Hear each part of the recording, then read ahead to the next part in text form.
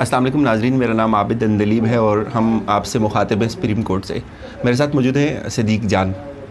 नाज़रीन, पाकिस्तान के सियासी मंजरनामे पे इस वक्त बड़ी ज़बरदस्त सियासी तब्दीलियाँ रोनमा हो रही हैं।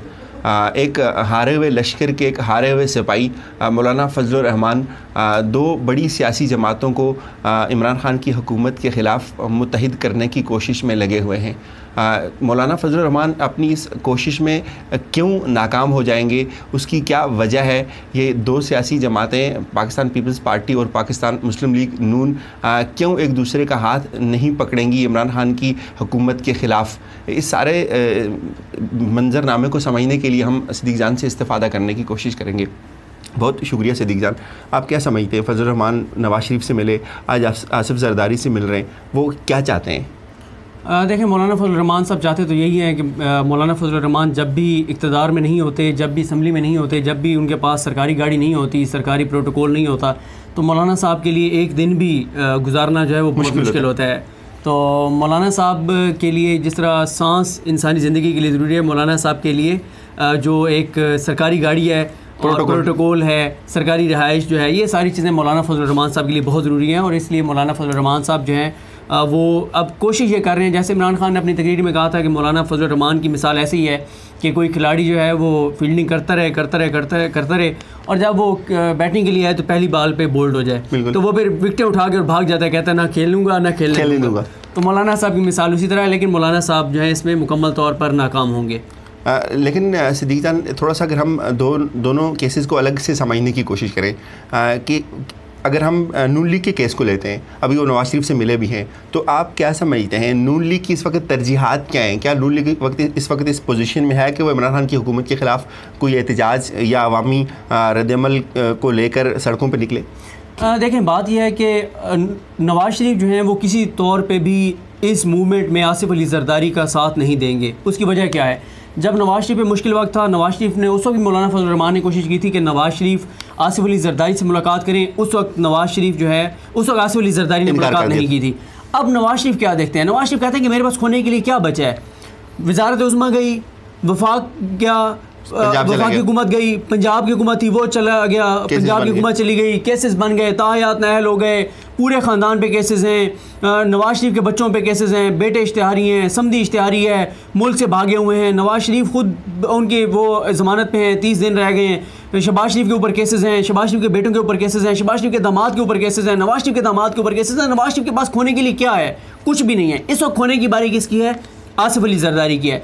जब नवाज़ शरीफ को आसिफ अली जरदारी की ज़रूरत थी, उस वक्त आसिफ अली जरदारी बलूचिस्तान की हुकूमत गिरा रहे थे, उस वक्त सेनेट में वो खेल रहे थे।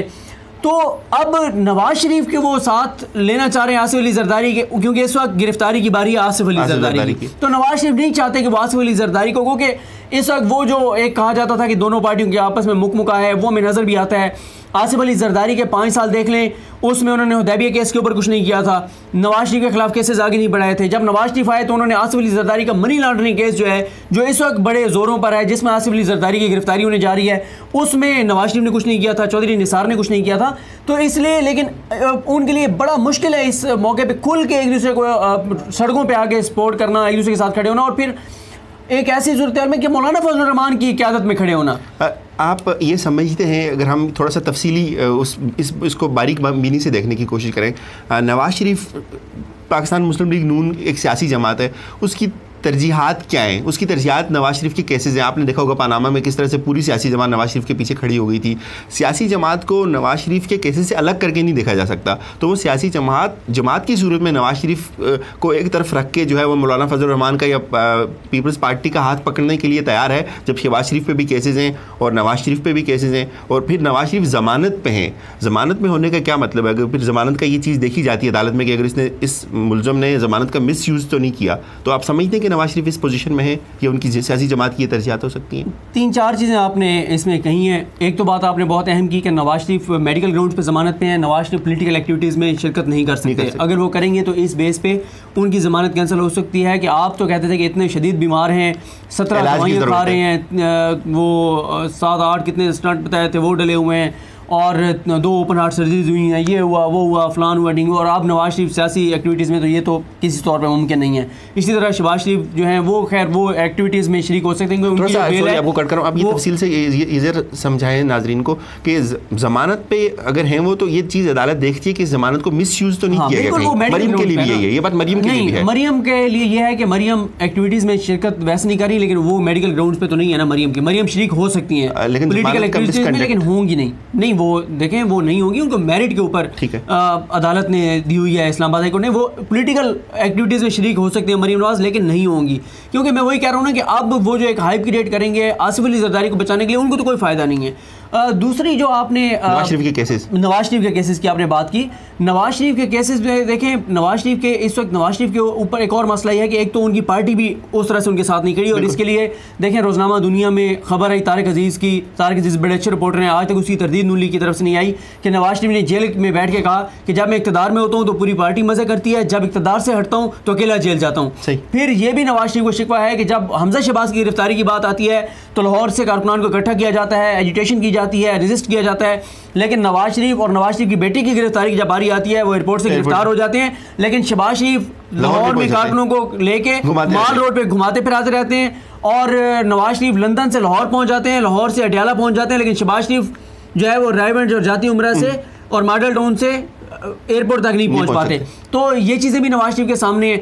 तो और फिर नवाज शरीफ की अपनी पार्टी के अंदर देखें, नवाज शरीफ की पार्टी के जो मेन खिलाड़ी हैं, पिछली काबीना देख लें, नवाज शरीफ की काबीना में शायद 3-4 लोग हों जिनके ऊपर केसेस नहीं चले, बाकी सबके ऊपर केसेस चल रहे हैं। केसेस कब तक चलते हुए आपको नजर आ रहे हैं? देखिए ये केसेस अभी तो शहबाज शरीफ रमज़ा शहबाज पे कल फर्द जुर्म आयद हुई है, अब फर्द जुर्म आयद हुई है, फिर प्रोसिक्यूशन अपने गवाहों को पेश करेगी, ये अपने दिफा में गवाहों को पेश करेंगे, फिर वो उनके गवाहों पे जरा करेंगे, वो उनके गवाहों पे जरा करेंगे, फिर एहतसाब अदालत फैसला देगी, फिर हाई कोर्ट में जाएगा, हाई कोर्ट से फिर सुप्रीम कोर्ट में आएगा। ये इसी से एक मुंसलिक एक और पॉइंट, आपने कहा था कि शहबाज शरीफ को रिलीफ नहीं मिलेगा, आपने देखा हमने कि नैब ने क्या किया, तो एक तासर ये भी डेवलप हो रहा है कि अगर किसी एक पार्टी का इस वक्त नैब हाथ पकड़ लेती है या गवर्नमेंट किसी एक पार्टी का हाथ पकड़ लेती है तो शायद उनकी तहरीक इस तरह से भी नाकाम हो सकती है। तो आप नहीं देखते कि शहबाज शरीफ बाहर भी चले गए, आपने कहा था कि किसी को इनारो नहीं मिलेगा। देखें मैंने जो बात कही थी वो ये है कि एक बड़ी, मैं अभी भी ये समझता हूँ कि मुस्तकिल तौर पे NRO देना इदारों के लिए भी मुमकिन नहीं है।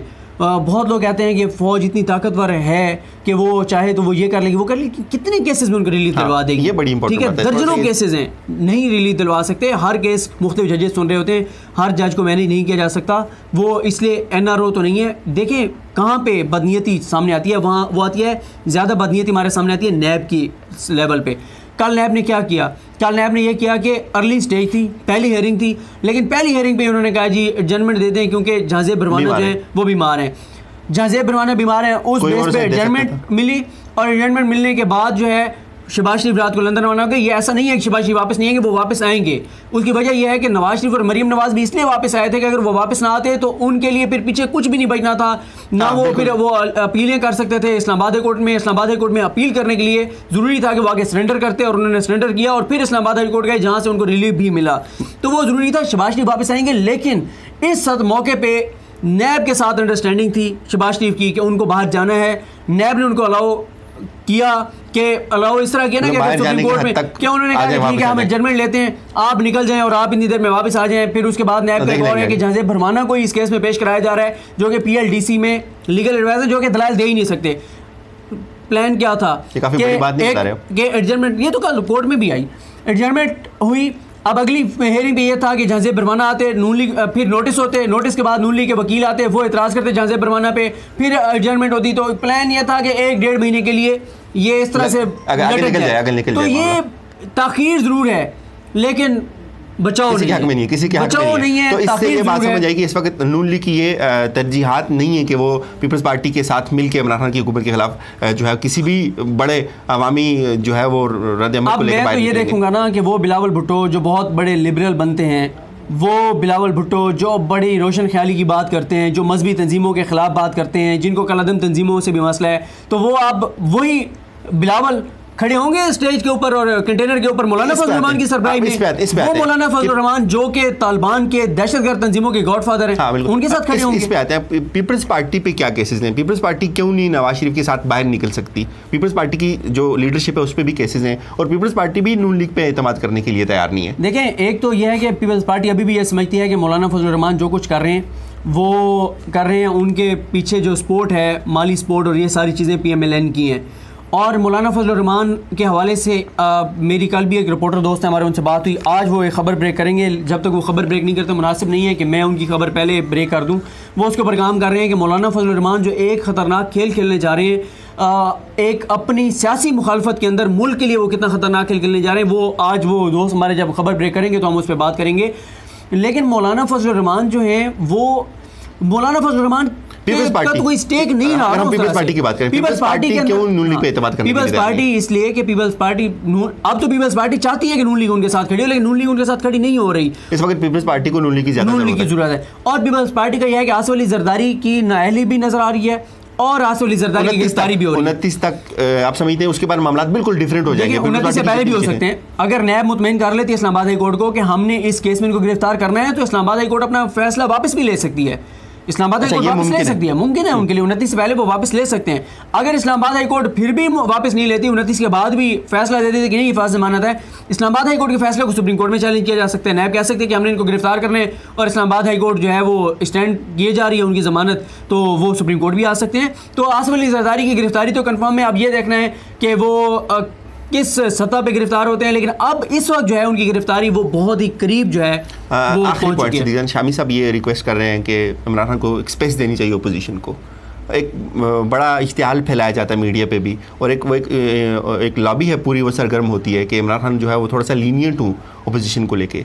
आप समझते हैं ये बात कितनी मुनासिब बात? देखिए, शामी साहब जो हैं, शामी साहब का क्योंकि एक उनकी एफिलिएशन है PMLN के साथ, और जो PMLN की जानिब से उनको फ़वाइद दिए गए वो नज़र भी आते हैं। अब छिन भी गए बेचारे, वो तो पेट्रोल पम्प तो चला गया है, वो खैर PMLN के दौर से पहले से था, लेकिन PMLN ने भी वापस नहीं लिया था वो पेट्रोल पम्प, और 15,000 रुपये महाना चल रहा दे रहे थे, और अब वो कितना दे रहे? अब 40 लाख महाना के ऊपर वो गया है। तो ये शामी साहब को है, क्योंकि शामी साहब एक तो वो हेलीकॉप्टर ग्रुप का भी हिस्सा थे, जिस हेलीकॉप्टर ग्रुप को नवाज शरीफ शहबाज शरीफ जहाँ जाते थे ले जाते थे। लेकिन शामी साहब से मैं बहुत मुतासिर हूँ एक मामले में कि शामी साहब जब भी हेलीकॉप्टर पे चक्कर लगा के आते थे, तो अगर वो 4 बजे 5 बजे वापस पहुँचते थे तो 7 बजे उसका हक भी अदा कर देते थे। शाम को 7 बजे वो कौम को खुशखबरी सुनाते थे कि इतना बड़ा मंसूबा जो है ना वो शहबाज शरीफ ने शुरू किया है कि बस आप भूल जाएं कि पाकिस्तान के बाकी तो हाँ, तो शामी साहब को इस हवाले से मैं मुतासिर हूँ